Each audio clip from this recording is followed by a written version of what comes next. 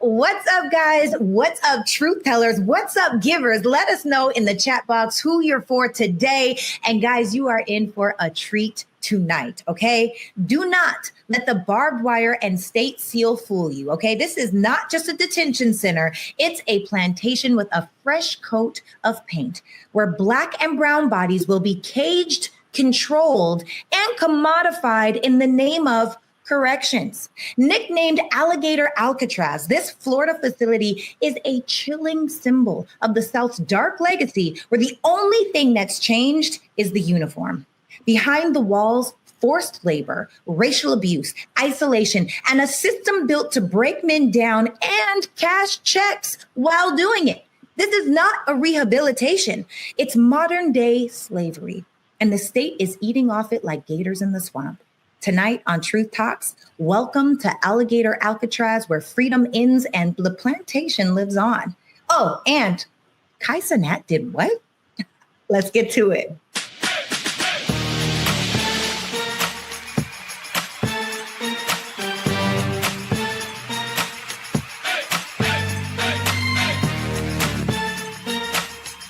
Are y'all ready to roll? Let's go. Okay, Canada, opening this show. Let me find out. Nice job, Dr. Fontaine. What's going on with you?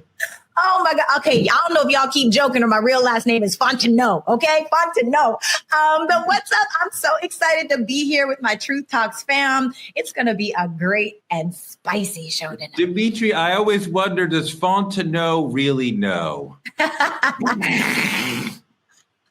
That was a horrible joke, Torre. It was bad. I was bad. I'm sure you've heard it 100 times. Dimitri, how are you?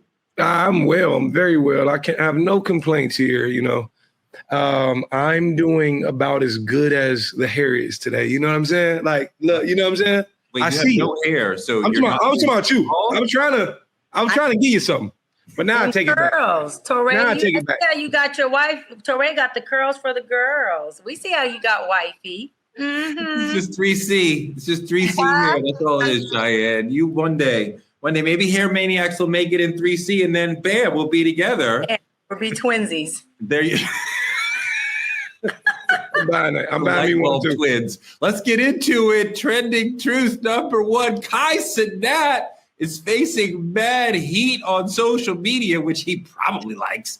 He teamed up with Target for the release of a new personal care brand. I don't want to read the name of it because I'm mad at him. In celebration of the move, he and the AMP Collective did a sleepover inside a Target, even though the Target economic fast is still going on, because Cardi B messed it up. Essence Fest, now Cenat. People are mad because Target got the clout, Kai got the check, and what does the community get? Nothing. How does this hurt the boycott of Target initiated by our friend Pastor Jamal Bryant and other prominent urban entities? Doc, when we are trying to call Target out and say, you are doing us wrong, to have Cenat say, let's do a brand meetup, sleepover, co-event, you are not paying attention to what the community is trying to demand of Target at this moment. You are a traitor. Well, listen, so I don't know about the traitor piece. I just know that everyone has their own lane of career and what they're doing. And, people have the right to not be in alignment with other people's advocacy. Cenat doesn't have to be in alignment with Pastor Brian's advocacy with Target. And I don't think it makes him a traitor. He's making his own decisions. Now, whatever Pastor Jamal Bryant has going on as far as, him boycotting against Target, that was a successful boycott. And Kai went and got him a successful partnership. I just feel like we as Black folks have to also allow space for people to have a different opinion, a different decision, because we don't know what Kai has going on for his long-term plan. And now I'm not saying sell out your community for your long-term plan, but we also are people that talk a lot about generational wealth. And if this is within his plan for generational wealth, I don't think it's a bad decision, because let's keep it real and I'll wrap on this. We might have boycotted Target, because I actually boycotted as well. I just ordered from other places. but we know at some point we're going to be shopping back and buying back at Target. This isn't a lifelong boycott. So for Kai to not receive a big deal that can, add to his career for, let's just say, a seasonal boycott, then, it doesn't make any sense to me, because let me say this too, Torre, I'm not going to do it because Pastor Jamal Bryant that's my guy. But, there have been some things recently in the media about Pastor Jamal Bryant, receiving money from Target recently. And I call it shut up money. So again, I love Pastor Jamal Bryant. I'm saying allegedly, that's what I read. And so we got to look at a lot more context before we start to context this brother Kai for accepting a partnership that's paying his bills. If someone was to say that Kai has an intellectual disagreement with Pastor Bryant's boycott, and he's saying Target shouldn't be in the business of DEI. I disagree with the entire idea that you're fine. You have an intellectual disagreement with Pastor Bryant on fine. There's no intellectual disagreement. This is entirely a selfish conversation. I want to make money, so I'm going to go do this, get this big check from them. I. The community is saying, hey, you need to serve us better, Dimitri. Like, you profit from us, so to work with us, to take care of us, be there for us also. And Kai is there for himself. And who is his audience? A lot of young men, a lot of them us. So this is trader behavior. This is selfishness. This is not leveling up as a businessman. This is saying what's good for me. And I don't care. And I bet Target understands that there is a black boycott going on right now. So pulling in Kai Cenat. So he's profiting off of this is a scab, basically, right? So this is, I don't see how you could argue that this is okay. This is horrible behavior. I would never knock a black man for getting his money, ever. But the thing about it is, I'm not going to knock a black man for getting his money. I'm going to knock a black man for not understanding the plot. And when we say plot in this generation, Tori, I got to explain it to you because it's a little different than how we've meant it in books. When we say plot, bigger picture. You know what I'm saying? But here's my thing about Target. That's the same thing. I don't know. I don't know what you read, but here we go, bigger picture, right? That's all it means. It doesn't mean, the details of it, just bigger picture. He can't see the bigger picture behind it. They're using one of the most powerful black faces in today's social media and beyond at this point to neutralize the people and get them right back shopping in Target. And that's all it is. We had a boycott, and I don't know if this is like the fatigue of it, but it seems like we all could have saw this coming. Target needs us to stay relevant. Obviously, you've seen the numbers dip when we stop shopping. But my thing about it is, I think Kai Cenat should have registered in his mind that I'm not going to let you use me as a weapon against my people to gain my people. If you're so down for the people as you claim to be, and from watching the streams to watching his impact with kids in his generation and their parents, Kai Cenat knew exactly what was going on, that some black influencer would get a major deal because of it, because they need black people. I guarantee you this contract came with an NDA. Because if Kai did not sign, they would not want Kai talking about this on his stream. I guarantee you that. So, Sarah, I think Jamal Bryant, Pastor Bryant is going to be, I think Dr. Bryant's going to be on the show next week, but Pastor Bryant, Bryant. Not if you show up, I might skip. He will be here next week to talk about this boycott and the whole situation. So we're going to get to the bottom of this soon. But you do see black people like Cheyenne going back to shopping at Target. And sometimes this is the only place in a community where you can get things, or where you can get things efficiently and go back to taking care of the kids and getting the work done. So you wonder, is it possible to ask black people, working people, single parents, people with multiple children, to say, please change your lives and don't shop at Target? That's asking a lot of a lot of people. So if they can't understand exactly what are we boycotting for, it's hard to ask them to do this boycott that can be inconvenient for themselves. Yeah. And it's always so funny to me because we as a people are very passionate. And sometimes I think we can be passionately wrong. And what I mean by that is we all have this. If that were me, I would never. Well, it's not you. And it could probably possibly never be you. If you had an opportunity to sell a product and off top, let's say we don't know how much you got paid, but maybe it's $5 million, $10 million. That is creating generational wealth for his family. Right. And I get it. He doesn't understand the plot, but it's so funny to me when people are so like, oh, he sold out, he this, he that. Did he really? This has been going on for so long. Also, we have already established them getting rid of DEI was more of a benefit to white women than any Black or brown person. It was not as beneficial as people think that it was. And so when you actually look at the details, is he wrong for putting another Black product inside of Target? And who knows, maybe in his contract, he's like, I also want to have these other products that were put in here. We don't know what happened in the contract. We don't know what the deals are. All we know is that this man is taking a stand for his own. And what this really says to me more than anything is we need our own Target. We need to have a company like Target that is Black owned, where we can have our products so that we can stop canceling each other based on our own beliefs and opinions and biases. We're benefiting Target, Doc. He's benefiting from Target at this moment while we are boycotting. That's not okay. That is traitor behavior. That is going against what the community wants for his own selfish benefit. Like, oh, I'm not hating on a Black man being generational. Yes, I am. And he is helping the oppressor and benefiting himself. That's what Stephen from Django did. That's what we talk about when we talk about house slaves. You guys are saying the house slave is right to try to enrich himself on the backs of other people. They're interested in him because we are boycotting him. So he's breaking the boycott. I don't know what you're talking about. Like, this is the definition of traitor behavior. That was actually a really good pull, Torre. That was a good one. But you're right. And I think a lot of people in the masses don't even understand what the boycott is about or what we're asking of the boycott. And I think it's very important to note that, it's a little extreme. It can be a little extreme, but they've been asking Target to honor this $2 billion pledge that they made to Black entrepreneurs. They've been asking Target to invest I think it was like $250 million into Black owned banks, adopt 6 HBCU businesses and retail programs.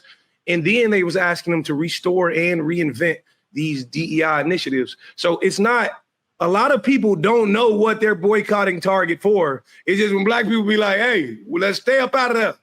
And they just believe it's with good reason, so they stay up out of there. But that was a really good pull you made there. Yeah, and that's what I was going to say. I was going to pretty much, say that I don't think Kai is tripping off of whether he knows about this advocacy plan or doesn't. I don't think that is a defining factor in whether or not he's taking on a deal. I think he's looking at it like this is an opportunity to make more money. This is an opportunity to expand my brand. I don't even think he's considering. Now, whether folks think that's okay or not okay for him to consider the community and the impacts of it, that's their own subjective opinion. But I just feel like he is a young man who's in the pit of his career and he's trying to run the check up as much as he can. And Target ends up being another check that he runs up. Now, again, folks in the chat, say whether or not you believe that Kai is selling out the community or not selling out the community. I don't have a strong opinion on either side. I just know I don't call a young Black man or anyone for that sake selling out when they're making their own adult decision to do something. Sorry. Listen, I don't think because, Torre, I come on here and I say, everybody here on Truth Talks, how it would benefit our community better if we did X, Y, and Z. And if Dimitri decided he didn't want to come along that ride, he's not a sellout. He don't want to roll with those plans. It doesn't matter. What I want to benefit doesn't have to be in alignment with what Dimitri wants to benefit. We are allowed to have our own thought process, our own decisions. And it's like a lot of times that you talk, Torre, you sound very dictatorship and controlling. If people don't join the movement, then they are a sellout. If people don't join this decision, then that is a problem. That is not true. I have the right to not like them damn curls and still be okay with that. I don't gotta like the No, I mean, if the brother had an articulatable intellectual idea around, hey, I disagree with the boycott because of this. You could have a reasonable idea. He could say, you're not going hard enough. I want you to go harder on Target. I don't think you're going. Fine. This is specifically, I am here to profit for myself, standing on the backs of Black people. This is the definition of sellout behavior. And if we were really on point, we would cancel him for this because he is purposely saying, I am going to enrich myself at a moment when Black people are saying, Target is not our friend. So he is an ally to white supremacy when we are all saying they are the problem and we're going to hold them accountable. And he's saying, no, this is not a disagreement. If you wanted to disagree, that's fine. You're not disagreeing. You're just saying, give me money. And if you give me money, I'll say whatever you want. This is soulless. And I don't expect any more from Kai because he is a good performer, but he's just a brainless performer. He's not an intellectual. He does not talk about politics. But it's not an excuse to say like, oh, I had no idea. You have been used by the white supremacist system to counteract a Black economic boycott. That is selling out. You're doing it for your own personal gain. That is selling out. Like, I don't even understand how we could add it up any other way. Right. And to your point, Teray, he is expanding and upgrading his own Black social economic empowerment and status and wealth. So hold on. I look at it at a duality for himself. But when this man, as a Black man, socioeconomically enhances and advances, that is a one-up for our community. And for him. For him, but that he is a part of our collective. So now, hold on, wait a minute. This is good, Teray. So now he's not a part of our Black community or our collective. That's not how collective economics works. He makes a decision that's against your subjective agreement. So you believe because he's not doing what you believe he should do, which is aligned with Jamal Bryant's Target boycott, that he is now no longer he's not Black anymore. He's not Black and no, he's not a part of the collective. The question is not if he's Black or not. The question is not if he's down for the culture or not. I think to Toray's point, when you look, it's an extreme statement, but to a degree, it's exactly what selling out is. You went against everything we, as a collective, said we would stand for to profit on your own end. Because here's my question, and this is, you made a great reference, Dr. Bryant, in terms of a way to look at it. But in another way to look at it, if you're so easy to fund our influencers, why can't you fund the programs? Why can't you fund what we're asking you to put money into? You see, so it's a tricky situation, but I think, in my personal opinion, it's something, because we talk about generational wealth and him needing to build it and, advocacy for that Black man. But the thing about it is you had that already. Like, you have deals with everybody. You didn't have to take this. This is part of why a lot of us hate billionaires, because you can't amass that kind of wealth. You're talking about Kai's generational wealth. He's not close to a billionaire, but he's trying to amass generational wealth. That keeps coming up in this conversation. You can't get to billionaire status without stepping on other people. You don't just get there because you worked harder than everybody. You are exploiting other people. That's how you get that large of a share of the world, of the money in the world. So Kai is, to what you're saying, trying to get to generational wealth by stepping on this boycott, by stepping on what Black people need from Target, by saying, I'm going to help Target when Black people are trying to hold Target accountable. So, if you acquire generational wealth by stepping on Black people, that is immoral. That is anti-Black. That is an evil thing to do. So, I can't celebrate this blood dollars that he's getting from Target when he's doing it by going against what we're saying. Hey, Target, just do right by us because we are one of your main consumers. Yeah. To me, the sellout is obvious, but I want to talk about Dr. Bryant's governor, the California Governor Gavin Newsom, in our politicking segment. He just wrapped up a bold, thinly veiled campaign tour through South Carolina, cloaked as a listening trip. That's what they always say when they're starting out. It reeked of early presidential ambition, but so much of what Governor Newsom has been doing has been reeking of presidential ambition. He dodged direct questions about 2028. Of course, it's not time to talk about that yet. But his flashy 2-day swing through the historically pivotal primary state was a calculated move that has Dems whispering about succession and the future of the party. Take a look at this video of Gavin in South Carolina. The President of the United States may have put out a statement talking about the fact we just celebrated the 4th of July. Next year, we'll be celebrating 250 years of this enduring values of our founding fathers, the best of the Roman Republic, best of Greek democracy, that we're all in this together. And find a little grace, a little humility. You know what he did instead? At the exact moment of the press conference, he decided to press go. And he took those military, 90 of them, those same National Guard men and women that were out there protecting the peace and helping us during the wildfires, put masks on this time. That's shared. And were sent out in military gear on horseback with American flags, with Black Hawk helicopters, with tanks running down the streets of a great American city in MacArthur Park in the middle of the day while children were in summer camp playing on the soccer fields. Not one arrest was made. It was an act of cowardliness, and it was an act of cruelty intended for one purpose, cruelty, to divide us, to make us more apathetic, to make us more cynical, and more fearful. Yes, sir. We cannot let him win. We cannot allow him to win. Looks like a presidential campaign stop to me. On the surface, Newsom's leadership and combative stance against Trumpy might play well, will play well with coastal voters, with liberal elites. But to win this thing in 2028 or 2032, whenever he's allowed to actually run for president, you're going to have to win the key swing states of Michigan, Wisconsin, Pennsylvania. That is quite often what the whole ball game will come down to. So, Dimitri, can someone like Governor Newsom, with the progressive agenda that has quite often fallen on deaf ears outside of the coastal voters, can someone like that go into swing states, those that blue collar Michigan, Wisconsin, Pennsylvania, and win there? You know, I think he got the presidential posture, but I don't see it. I don't see it because your own backyard is like a wildfire. Let's talk about where you actually come from.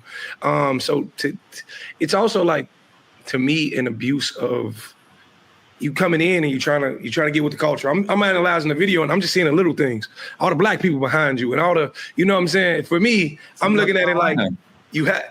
I know, I get it, you know what I'm saying? But look where you start. And I think I don't like it. You got the posture, but come on now. Like what? South Carolina, what do you want? If it was white, that's Jim Clyburn. He runs South Carolina. What are you talking about? And still, the video, the angle, the scheme, I don't think it's him, not me personally. Okay. Cheyenne, look, this is your governor. He moves like a global leader. California is the 6th wealthiest area on earth, but the state does have problems with housing affordability, people leaving, exodus, public safety situations. California has problems. Every state has problems. And as Dimitri is saying, Dimitri's kind of saying if you can't fix California, why should you be president? I think that's a very complicated question. But what do you think about how he has been as a governor of California when you want to map that out to can he be an effective president? I think Dimitri makes a great point. If your household is in chaos, then what you doing at mine is trying to help me figure out how to organize mine. I think he makes a great point. We've had a lot of disaster in his term as governor. And not that things didn't get handled. The folks in California aren't very happy with how he handled them. Of course, there was resolve. There were a lot of times where he looked more laxed or on vacation during our California crisis. And folks have a problem with that. This position that he's taken, I believe, is a duality of, yes, him wanting to run for a national office, president, but also the duality of another white man named Donald Trump, that I call Big T, has pissed him the hell off.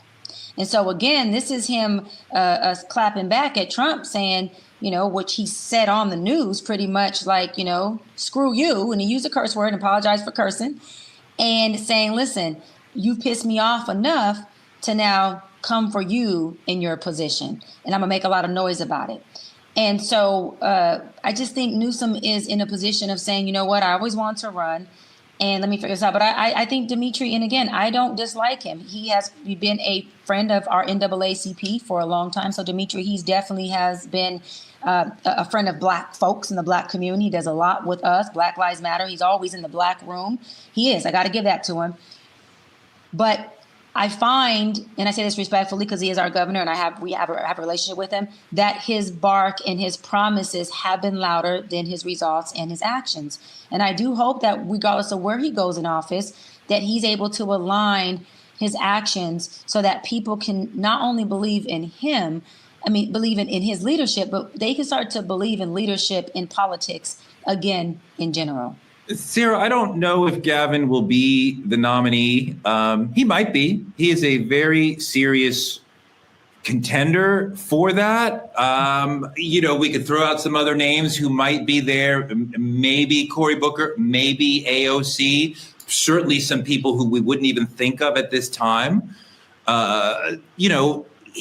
Gavin is an interesting conversation because Dr. Bryant is correct that there are issues in California that he will have to answer for. Mm-hmm. Any executive is going to have specific situations that, well, what about this? What about this? I mean, no state is just like easy to run. There's no state that like everything is perfect there, so you should be president. You've made Iowa perfect. Usher him into the presidency. Like that does not exist anywhere. Right. So, Gavin will be able to say, hey, I had big issues, right? I have more preparation for the big questions that come at you as president because I'm dealing with the biggest economy or one of the biggest economies in the world, much less in America. I think he's an interesting candidate, as Dimitri made reference to.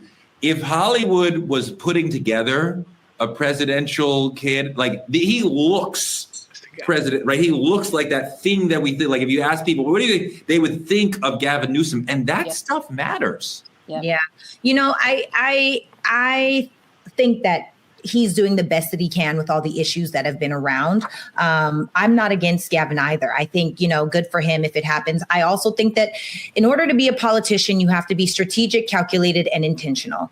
And people were outrageously offended by what Trump did. And so I think it was really smart, strategic, and calculated for him to go and create an opponent. One of the easiest ways to rally people around you is to have an opponent. Well, in this case, a lot of people are against Trump. Why not lead those trails? So I think that he's just doing what a politician does. I also just want to say super quick off topic. Thank you so much. There's a name to Christian Bennett for our super chat just now. That was pretty awesome. We love you. But coming back to Gavin Newsom, I think that ultimately, he's done his job. He's playing on heartstrings. He's being calculated. He's being strategic. I don't know who else would run. Possibly the people that you named. I don't know, but I could see that being a guy that could beat Trump. The governor, it's such a strange. What do you mean beat Trump? What are you talking about? If he ran in 2028 is what I'm saying. What are you talking about? He's been president twice. He cannot run a third time unless we change the Constitution, which is not going to happen. But you never know, though, the way Trump is. He might. But if Trump is running in 2028, then the Democrat has no chance because we're not having it's not going to be a real election. We're not going to have real votes counted. I mean, didn't Trump say none of those real votes happened in the last term? We don't know. We never know with this man, is what I'm saying. That's all. I'm sorry. We know what happened in 2020, correct? This is correct? A joke, yes. He said they counted the votes wrong. I'm just saying. I don't care what he said. You know who won in 2020, right? Yes. Who won? Joe Biden is what you're talking about? Well, yes. I mean, yes, there's still people on your side who are like, I don't know. It's still up in the air. I just want to make sure. If seen you in a minute, I just want to make sure we're still on the same page. Yes, absolutely. Whew. Okay. All right. Speaking of Republicans, It's going to be a rough segment for you. Let's get into some real talk on our main topic. No bullshit. We can have Alligator Alcatraz happening in America. It's Cenat. It's a modern day slave camp with barbed wire and bad PR and a nickname. Alligator Alcatraz. That is disgusting. In Florida, where prison labor is still legal under the 13th Amendment, detention centers like this, wow, that picture is really hard to look at. Oh my God. People actually live in there. These detention centers are functioning as profit machines. Florida's prison system has long blurred. Jody, don't make it bigger now. You're killing me now. Florida's prison system has blurred the line between justice and slavery. This is racially skewed. This is a new slave camp under the guise of dealing with illegal immigration. I'm going to show you a video about what's going on in Alligator Alcatraz. Look at this. You know, snakes are fast, but alligators are. We're going to teach them how to run away from an alligator, okay? If they escape prison. U.S. President Donald Trump traveled to Florida Tuesday to inspect the site of a controversial new migrant detention center dubbed Alligator Alcatraz. Now, this remote facility is being reconfigured at a cost of $450 million U.S. to hold undocumented immigrants in the middle of the Everglades. Is the model going forward, Mr. President? It can be. I mean, you don't always have land so beautiful and so secure. We have a lot of bodyguards and a lot of cops that are in the form of alligators. You don't have to pay them so much.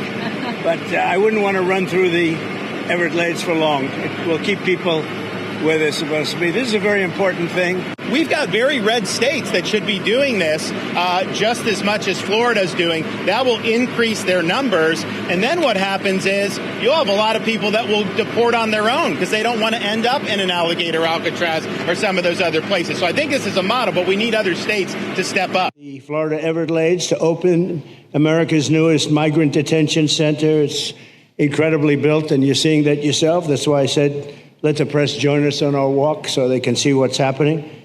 It's known as Alligator Alcatraz, which is very appropriate because I looked outside and that's not a place I want to go hiking anytime soon.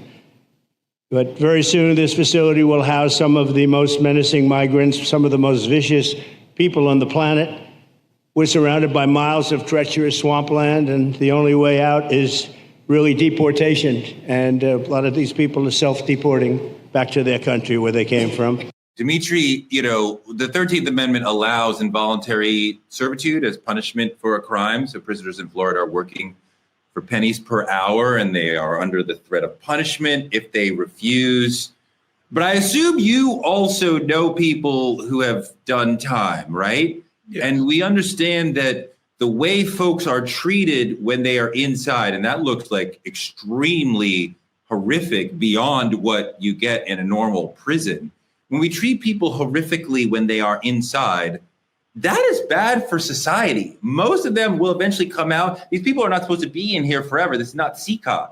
So even if they are released to other countries, or they are traumatized, they are a danger to society because they have been damaged deep in their soul by being kept in a horrific place like this. What do you think?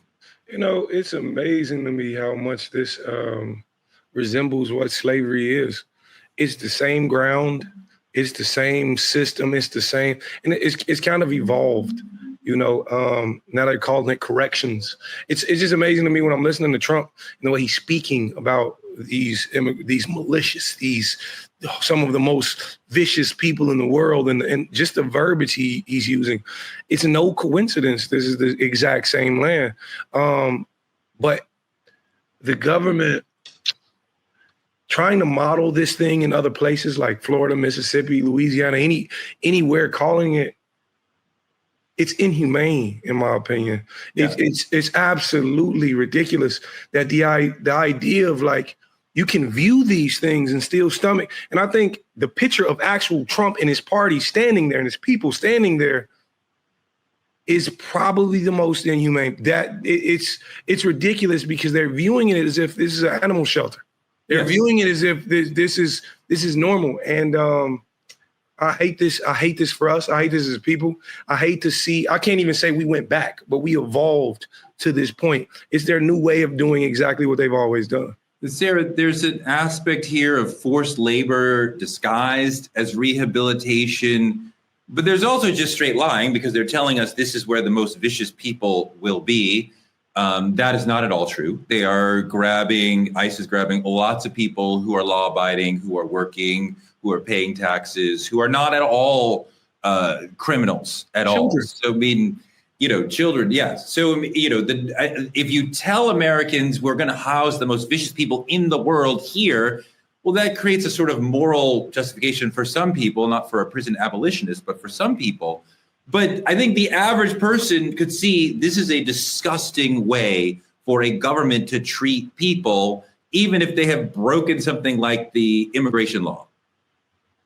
Yeah. Okay. So I think I need clarity because I live in a bubble. Anyone that knows me knows that. And so my question is, obviously, based off this video, this is for people that he's grabbing. This is ISIS grabbing these people and putting them in these facilities. And these are the same people that are working for pennies on the dollar, or is pennies on the dollar what we know is happening with the prison? Or are it's all of it? Well, the people who are undocumented are often working for sub-minimum wage. Also, people who are private prisons are making money for major corporations, and the government would contract them to say, you must pay us for a certain number of beds. So the government is already saying at the beginning of the month, okay, 300 or 3,000, whatever number of beds will be filled. We're paying this private company to incarcerate 3,000 people. Well, we better give them 3,000 bodies to be in there because we're paying for these beds and taking care of these incarcerated people anyway. Got it. Okay. So two things are coming up for me. I hate that this is happening. It is absolutely inhumane for any human to be inside of a dog kennel with a jail looking like bed when you haven't actually committed a crime against humanity, in my personal opinion. I think that this is a massively focused, fear-based tactic for Trump to have people deport themselves, because this is scary. And if I was an illegal immigrant, I would probably also self-deport, right? So I think that his intention is one thing, and it has to be this ugly, it has to be this scary, it has to be this loud in order for his agenda to actually work out, which is not okay. Now, that also being said, as far as the prisons go and these private prisons that are owned, personally, where it comes to the 13th Amendment, where we're talking about how it's okay for them to involuntarily work, like you do work for pennies on the dollar. I personally think that if you're a person that went to prison because of assault or rape, or you're a pedophile or a murderer, I think you did the crime, pay with the time. That's what you gave up, right? Now, if it's something like you sold drugs years ago, like people like Westmore. That's not what we're talking about here. That's not what we're talking about here. We're talking about people who made immigration crimes. Then the Supreme Court has said it's not. Are we talking about both, or are we talking about one? It's terrible as far as it's inhumane, but I do think that it is a fear-based tactic in order to get people to self-deport, and I would bet that it's working because it looks terrifying. Dr. Bryant, what's really disgusting about this is how Trump and DeSantis and the supporters revel in the inhumanity and the cruelty here, right? And the way this detention center is dehumanizing to people. And if this were happening overseas, we would call it a human rights crisis. But we don't refer to it that way here. First of all, love you, Sarah. This ain't no fear-based. This shit is real. This is some modern day Hitler shit. This man has cages where I've seen animal, what am I trying to say? I've seen animal homes where, look better than this. Shelters. Thank you. I've seen animal shelters look better than this. Have a better environment than this. Hold on. Let me just give you, for our viewers, let me just give you a little visual of what this is. We're talking about a humanitarian concern. Why? Because we're talking about overcrowding. 32 people per cage. 32 people per cage. Overcrowding. Let's talk about the environmental concerns. Hold on. He hasn't even, right, allegedly, studies show, he hasn't even checked for the environmental concerns, which means flooding, poor sanitation, even a possibility of worms being in these people's food. Where is just the human right of saying, okay, yeah, let's criminalize criminals, but damn, Are we just completely dehumanizing them and saying that these people are worse than animals and dogs? That is exactly what Trump is saying. Exactly what he's saying. And so when we're talking about putting people in a place where you're going to control them by alligators because their only second best choice is to stay in a cage that is overcrowded, overpopulated, environmentally racism, environmentally inhumane, and even there's a high percentage that the food that they eat is going to kill them. This right here is a setup for him to just indirectly murder people at a slow baking pace. This is sick. This is next level. I'm sorry, this is like beyond sick. This is crazy. They have to, you either die because you escape or you die because you stay in a cage with 32 other people. You're right. And it does make you think about slavery. It does make you think about the 13th Amendment and how the state can force inmates to work for pennies. It is very reminiscent of slavery. But you also think about, Dimitri, how the states can't afford to house the homeless, can't afford to create enough housing stock for the working class. But we can throw up a detention center like this in 8 days. They got merch ready to sell before a single bunk bed is filled. I mean, like, merch for Alligator Alcatraz is disgusting. We should not be encouraging the citizenry to walk around with these shirts. And this is the sort of fear-based stuff that Sarah was referencing, that they want Alligator Alcatraz and the message and the merch to go out. And like when DeSantis and them talk about self-deport, that undocumented folks will see this stuff and say, I'm going to leave because I don't want to go through the hell. But this is a really disgusting way of doing governance, of creating fear in people so that they will run away from you. And you think also, Dimitri, it'd be like, this is a Republican initiative, but you know, there are some Democrats who are not in power who are also there watching this happen and unable to stop it. But I mean, like, this is a really disgusting moment for this country. You know, for me, it brings up the idea of we're doing this, per se, for the economic threat that these immigrants pose upon the United States. What happens when they turn their eye towards another economic issue like child support and say, now we're going to house Black fathers who fail to pay? You know, everything is a progressive idea. You start small, you push and you push and you push. Don't get me wrong, $450 million into prisons and shelters isn't a small thing. But what happens when they turn an eye from immigration to actual people in the United States who are home here? Whatever they deem to be an economic threat to be, this is terrifying. It's been said that these facilities are going to house the most dangerous illegal immigrants. That's what they keep telling us. That is not true, but that is the lie they tell us. And we've seen ICE raids sweeping up immigrants who don't have criminal records, who are farmers, housekeepers, gardeners, taxpayers. ICE has a quota of detaining 3,000 immigrants a day. It used to be 1,000.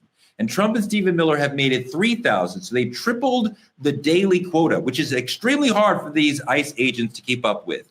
And D.L. Hughley, friend of the show, he's brilliant, had a great comment about this. I want to run that. This new bill basically makes ICE one of the largest armies on the face of the earth. It also gives them the ability to expand and build new concentration camps. Who do you think will live there? What color do you think they'll be? They also specifically went after people that were on farms and construction sites and hotels. They didn't go after the people who were criminals. If they wanted to, they could have went to the Department of Justice and used their roles and cleared out our prisons. They didn't do that. 70% of the people arrested today so far have had no criminal record, but they do have the skill. So they're going to put them in places like that. And Trump said yesterday, we're going to make deals with farmers and construction companies and the like to make money. So the government will basically sell people. All these Black and brown people who thought you wanted cheap eggs, who thought you think things would be better, you really helped reinstitute modern slavery. You wanted cheaper eggs. Now they got cheaper labor, and people that look like you got bondage. Thanks a lot. He said he wants to grab criminals and they're going to workplaces. We don't usually find a bunch of criminals at workplaces. Also, ICE and the National Guard are out here on horseback, storming into parks in LA where Latino kids are playing. Like, this is disgusting. Who are you searching for in a park? A family to break up? Like, what are we talking about? The Trumpers will love to tell you that this is not about ICE. It's about illegal immigration. But there's over 660,000 documented white European illegal undocumented immigrants in this country. Where are the invasions of Polish neighborhoods? Where are the invasions of Russian neighborhoods? There are communities of white European undocumented people that they could be grabbing. And yet it seems like it's always brown, black, and pro-Palestinian folks that they're grabbing. We cannot stay quiet and call this a new movement. Look at this. Let's stop playing games. These ICE raids are not about safety. They're not about law and order. They are about racism, period. They are targeting brown families, Latino, Mexican, Central and South American communities. That's who they're going after. And here's the disturbing proof. There are over 660,000 undocumented immigrants in the United States from Europe. Most of them are white. But you don't see ICE rolling up on Polish neighborhoods. You don't see raids on Russian communities. You don't see armed officers storming white spaces. They are only targeting brown skin. That is not immigration enforcement. It is racial profiling. In California, we just watched National Guard and ICE agents on horseback in riot gear storm a public park where families and children were gathered. That's a military-style operation, and it happened in one of the most diverse cities in the country. Now, yes, some leaders have spoken out. The mayor of LA, a few others, but Congress, Washington, well, they are either compromised or cowards, and their silence is deafening. Make no mistake, this isn't about immigration. It's about control, it's about fear, and it's about testing how far they can go. So no, I'm not staying quiet, and you should not either. This is racial targeting. This is a human rights violation, and this is how fascism takes root. We see it, we name it, and we stand up against it. This is racism, period. And we will not let it become the new normal. Please, my friends, stand in solidarity and speak out constantly against it. Please share. Thank you. Sarah, the brother is absolutely right. There's a lot of racial profiling going on because these ICE agents need to get, what we said, 3 times as many arrests per day. And quite often what they're doing is driving around until they see somebody who they think fits the profile and then grabbing that person. Quite often they're an American citizen, but the rush to get to 3,000 a day, which they are not getting to, means they can't do careful investigation. They got to just rush and grab as many people as they can, Sarah. Yeah. You know, I think that the scariest part about the ICE agents that are grabbing these people is the inflated idea of real authority, which turns into control. And just like police officers, I'm sure that a lot of these officers could possibly be those people that in high school never got any play. They were never popular. They were never the strong person. They were never good in sports. They were never whatever it may be. And so they have this false sense of, I want to feel so good. I want to feel like I'm the man or the woman, or I want to have that power. I want to have that status. I'm an ICE agent. I could take your power away. Oftentimes this happens with the mental concept of somebody that is abusing their power. And so the fear for me is now, what are these ICE agents doing to people that they could falsely say, oh, they didn't show me, because they're not asking for identification. They're not necessarily always asking, show me your ID, show me your this, show me your that. They're just assuming, and that assumption and that inflated sense of authority is the scariest thing on the planet. And then you mix that with the pressure to get 3,000 different people. I mean, it's a scary place that we're in right now. And I agree with this man. And the reason why is because if you start here, it could just continue to snowball into other cultures. Now, Black people, where are we going to go? Now they're saying we as Americans, I'm a dual citizen, but now they're going to say you belong in Africa. I've never been to Africa a day in my life. I don't know any family that I would have in Africa. And why is it that all of the white people that are here in America, why are they not European American? Why are they not Polish American? Why are they not Russian American? Why are they not those things? And yet we, coming from a different country, are African American. If it starts with one race, it can go on to another. I do think that it's important to speak up on. No, I think that's really true, Doc. I think that there's a false sense of authority that ICE is taking. This is the most powerful police force in the country. They show up, as Sarah said, without identifying themselves, without showing any sort of warrant or whatever, with overwhelming force and grabbing people off the street. These are kidnappings. This is not really detaining people. And they're quite often making mistakes, grabbing U.S. citizens. This is a very dangerous situation. Mm-hmm. Yeah, no, absolutely. And first, shout out to our Mayor, Karen Bass, for getting a temporary restraining order on ICE that was approved by the court. So she is doing all that she can here in our city. And so shout out to her for that.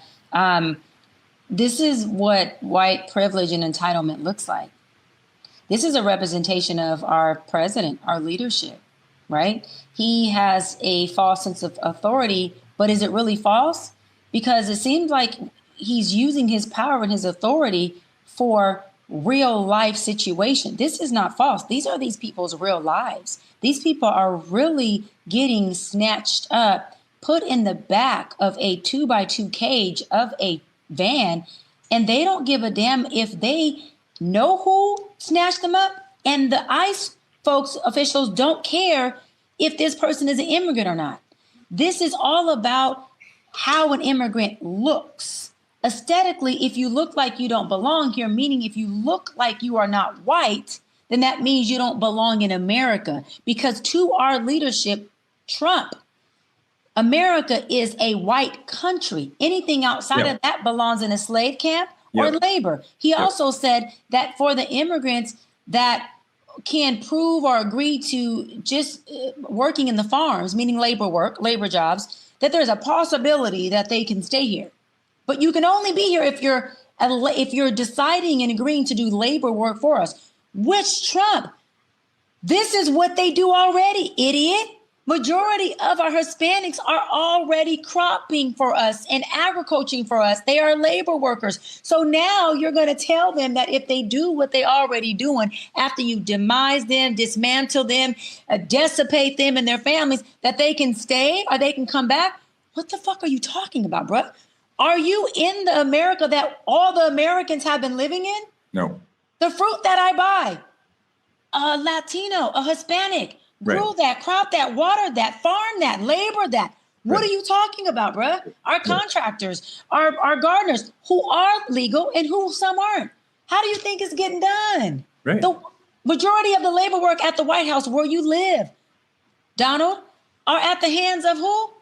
Whether they're immigrants or not, Hispanics, the Latino community. So what are you talking about? Again, this is a direct reflection of our leadership, and we have to be very, very, very cognizant of who we're voting for, who we're choosing, not just at the national level, at the city level, at the state level, and in our homes and wise council, because leadership echoes and leadership makes a mirror of who they are. And this is the white privilege and white supremacy that Trump is saying when he said back in 2016, make America great again. He came back in office, one, to make it great again, which is really just make it white. Because I'll end on this. To Trump, white is right. And if we can make it white, then it's right again. Big problem. Dimitri, we have concentration camps in this country now, right? I mean, like the comparison to Auschwitz is, look at this, look.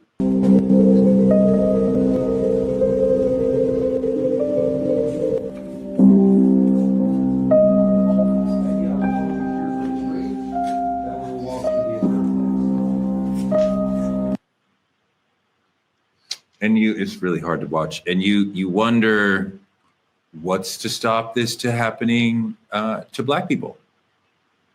The thing about it is, like, if you really pay attention to the video, there's no cages there. There's cages here. It's can be deemed as worse, and to a lot of people.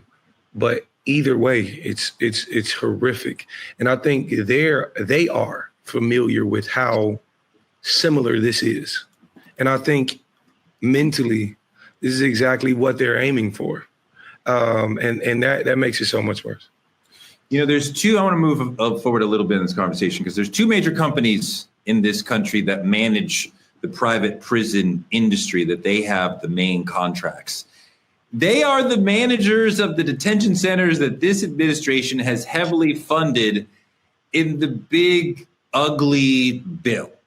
Look at this. Look at this video. The private prison industry is set for a historic boom with President Donald Trump launching his mass deportation. Shares of Geo Group and CoreCivic rose more than 50% since the election. I've worked at CoreCivic for 32 years, and this is truly one of the most exciting periods in my career with the company. Meet CoreCivic and Geo Group, the two publicly traded companies that have come to dominate the private prison industry. Private prison companies, mainly Geo Group and CoreCivic, are champing at the bit at their prospects for big profits in 2025. It's insane to me that we allow private individuals to make money from the incarceration of other people. It's bad enough that the state does that, but to allow people, private citizens, to profit off of that is deeply problematic. These companies funneled millions into the Trump campaign in exchange for their government contracts, where you start to see the corruption. It's not just them, it's top corporations, it's builders, it's food contractors. All these sort of people are eating off of Alligator Alcatraz while Trump blatantly buys loyalty with blood money for those slave camps. Doc, how do you stop this in the place where we are, where Trump has all this power, controlling media, Democrats can't really do that much? How do we stop something like this? I think what is most scariest for people is it feels like we are in a gridlock. It really feels like, for the first time, at least for my generation, right, being right at 40 and younger, maybe not the folks who are in the 60s or 70s who were already in the civil rights movement back in the 50s and 60s, it feels very gridlocked. It feels very, who is going to go up against this power? What is the strategy that we use? Who's big enough to be the big dog that goes in this big dog park against this Donald Trump guy? And also, this is the part that's most sad to me, y'all, is who can be sick enough and gamey enough and corrupt enough to fight fire with Trump's corrupt ass fire? Because you get somebody who is going to take down someone as sick and diabolic as Trump. It almost looks like it can't be someone who is just, a good-hearted person, very, very humane, believes in human rights, wants to do right by the book, because you're fighting a monster. Yeah. And so it feels like, where's the David with this Trump who is a Goliath, per se, right? And we're looking at it from a perspective of David only had a slingshot, and we're feeling like our slingshot is just not big enough for this damn Goliath. And that's just the essence of what I hear when I talk to people, because they're saying, well, even when I'm at my Democratic events, even when I'm at assemblymen, our senator, and our NAACP meetings, it's about strategizing on where can we place the power hitters. But watch this, y'all. Who are considered the power hitters in this? And who can really go up against this monster of a guy? The things that he's doing aren't things he just decided to do yesterday, are this term. Trump's been planning this from his first term and for the entire term that Biden was in office. This is a whole plan. And he got billionaires and other white supremacists and Proud Boys and other folks who have affluence, impact, and wealth to help him plan this out. So this is something that is going to take us longer than just a think tank to do. We got to take a little bit longer to unpack the David and Goliath thing. Malcolm Gladwell writes about that brilliantly. The slingshot was the gun of its time. So everybody in that scene, everybody who was there in that valley, when David pulled out the slingshot, they were like, oh, Goliath is fucked. But Stacey Abrams had an amazing bite. This is long, but it's really important, and I really want you guys to watch this. She's talking about the 10 steps to becoming an autocracy. Now, I want you to watch this and think about what step you think we are on right now, and listen to the urgency in our good sister's voice. Look at this. So start with winning an election. Mm-hmm. Usually the last one you're going to get to have for real. Number two, you have an expansion of executive power. The president decides he wants more than he's supposed to have. Number three, you start to make the Congress complicit. So you weaken them and you neutralize or neuter the judiciary. Like, the Supreme Court giving you unfettered power and saying we don't have the ability to stop things. Then you move on to firing all the people who know how to make government work. So you gut the civil service. And you do that because you want to break democracy so people forget the stuff that used to get done. So you can't get your Social Security check. So the CDC doesn't know what diseases are anymore. Then you put in place these loyalists, people who are only responsive to you. You put them in charge of the FBI so they go after your enemies. You put them in charge of the Department of Justice, the Department of Defense, so they can signal to their friends and tell them all about the evil plans that you have.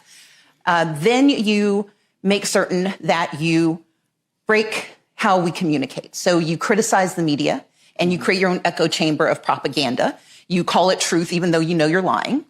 Then you go to the next step, and I call that step 7.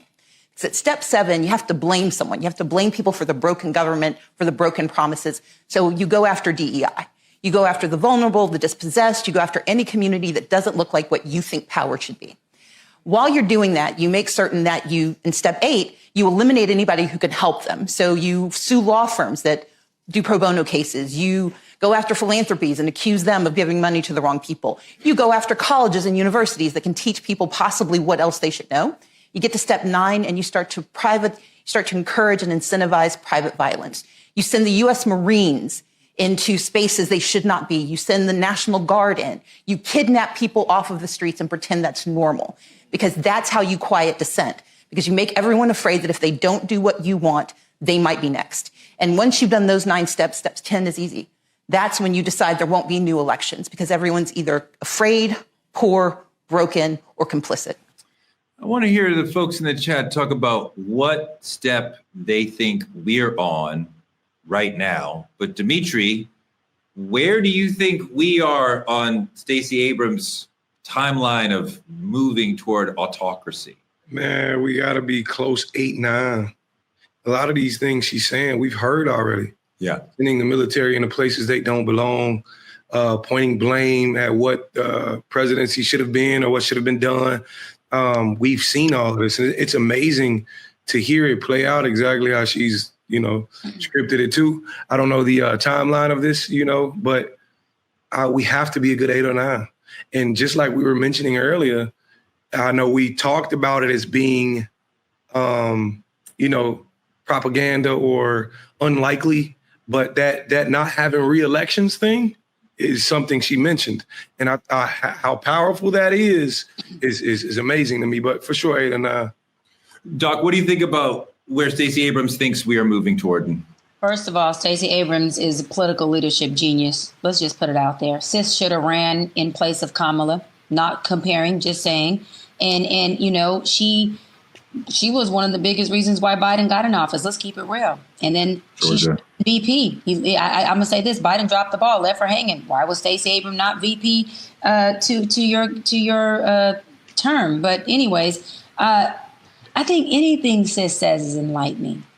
Yeah. She knows her shit. She's speaking to the people, for the people. She represents how most of us are thinking. Yeah. I'm just mad that she's not in office. I'm mad that she's not, our president. I'm mad that she's not running, and I hope she does in 2028. I think that all the steps that she ran are steps that he has already taken. I think that now we need a plan that can, deactivate his steps that he's taken, reroute, detour, dissipate something, because Trump has a momentum that is just growing and getting bigger. And I feel like until we, I just think, Touré, that we got to figure out more of a plan and not focus on his actions. Doc, a lot of Americans, the White House wants a lot of Americans to be angry, divided, exhausted. They want the chaos.